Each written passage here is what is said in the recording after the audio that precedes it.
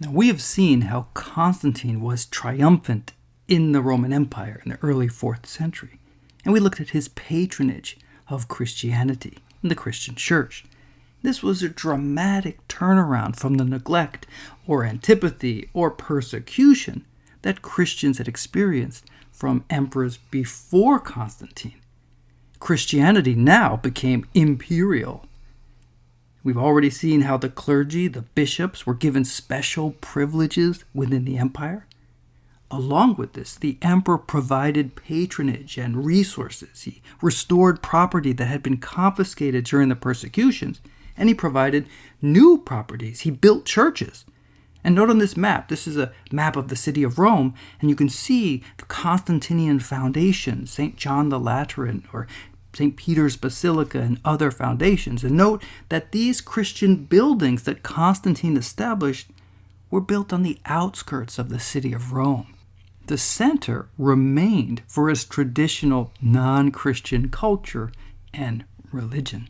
And the structure that was used for these new imperial monuments, these great churches, was that of the Roman basilica, which is the traditional structure of a Roman government building, but now used as the basic form of a Western Christian church. Constantine also built outside of Rome.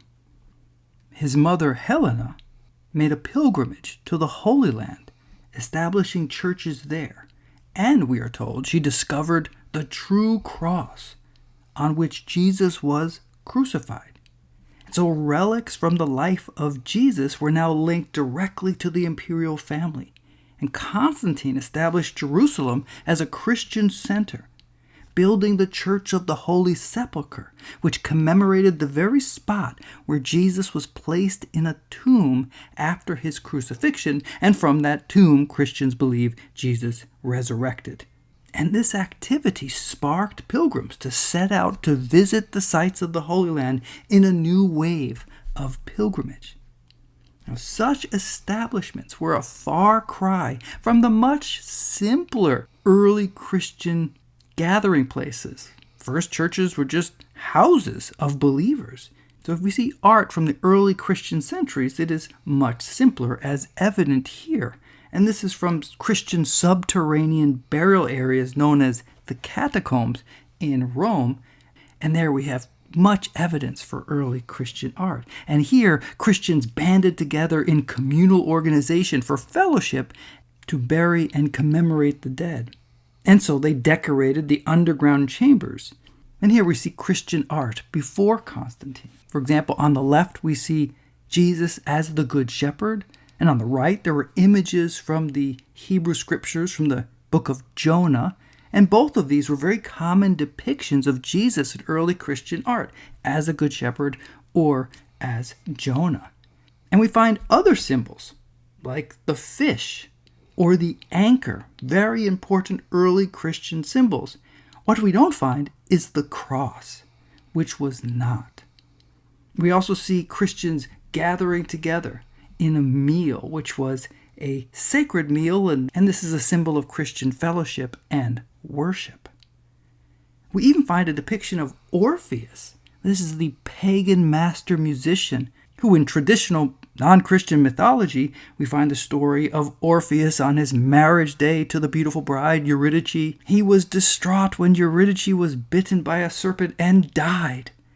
Orpheus could not accept the loss, and using his incredible skills as a musician, was able to make his way and descend to the underworld to try to bring Eurydice back to life and back to him.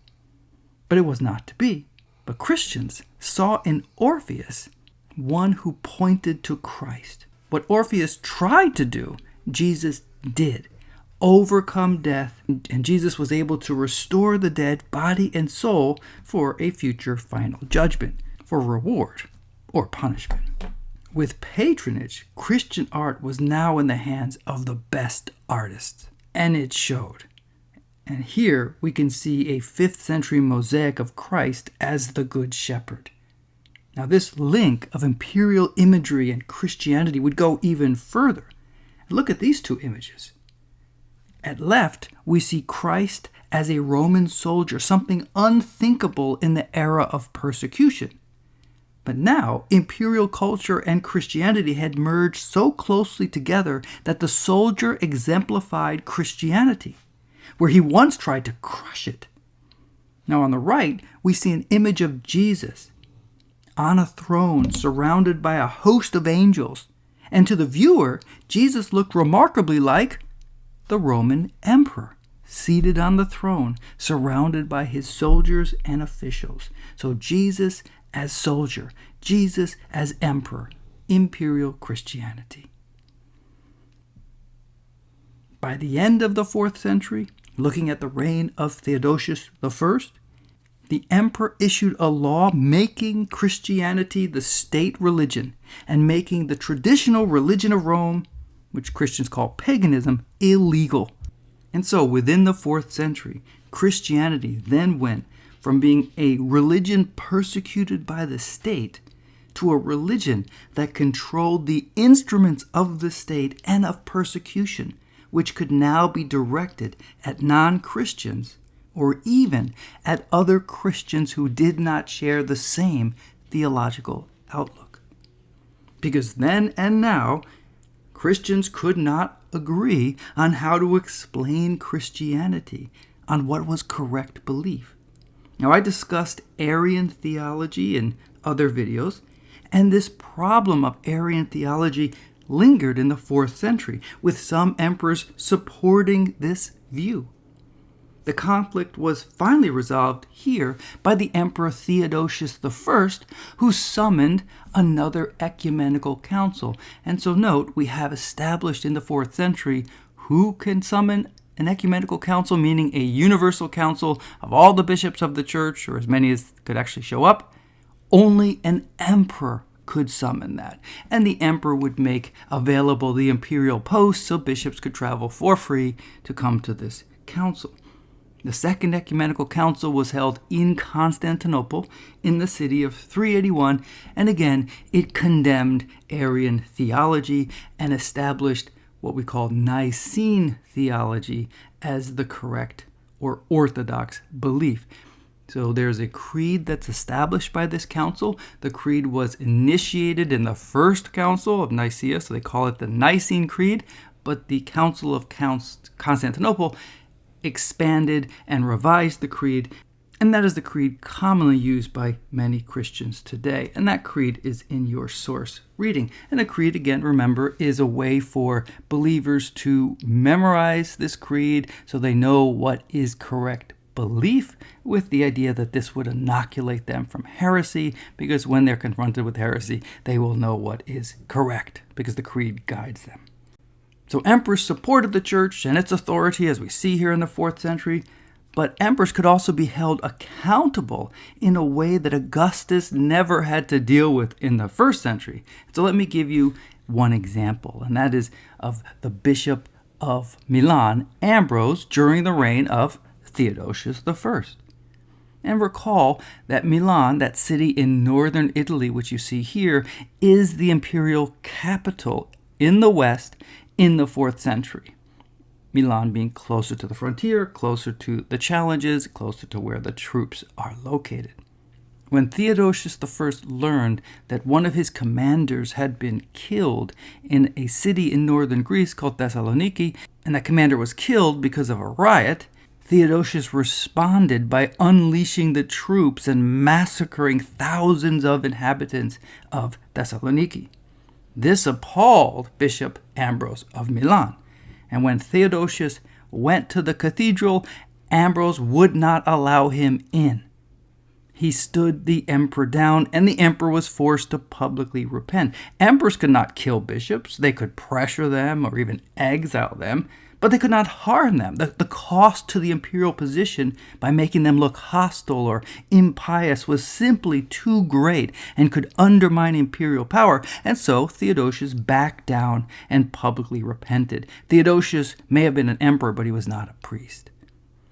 Now let me conclude with two final points of cultural change. And the first is history. And I'd mentioned in a previous video that in the New Testament there is a book of history called Acts of the Apostles, which provides an account of the first 2 decades of the faith.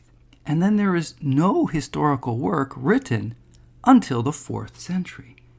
And the author is Eusebius, Bishop of Caesarea, who provides a narrative of the Christian experience from the time of Jesus through the era of persecution to the age and triumph of Constantine. For him, Constantine was the divinely appointed monarch who presided over human affairs for the good of all. In this, Roman and Christian history have merged together. Eusebius also wrote a biography of the emperor, and this biography is something like an imperial saint's life. He celebrates Constantine's impact, his patronage of the church, his promotion of bishops to positions of wealth and authority. After all, Constantine made Sunday a holiday, and he banned crucifixion as punishment, and he banned pagan sacrifices. And upon his death, Constantine was buried in the Church of the Holy Apostles, a church that he built in the city that he built of Constantinople. So note, Constantine is buried in the Church of the Holy Apostles as if he is yet another apostle. And finally, let me take you to the Aventine Hill in Rome to visit the Church of Santa Sabina, of Saint Sabina. And before we enter this church, let's look at this central door of the church in the top left panel. And I've magnified this for you on the right side. This is a work of art from the 5th century. And this is 100 years after Constantine. And what do we see? Jesus crucified. Jesus on the cross. And on either side of him, there is a brigand who was also crucified with him. And this is a scene from the Christian Gospels. What is new, what is only possible here in the era after Constantine, is the presentation of Jesus crucified. It was Constantine that eliminated crucifixion as a Roman punishment. And it is only after that elimination that this becomes a subject of Christian art. Its prevalence in Christian art today reflects this broader cultural change that occurred here in the era after Constantine.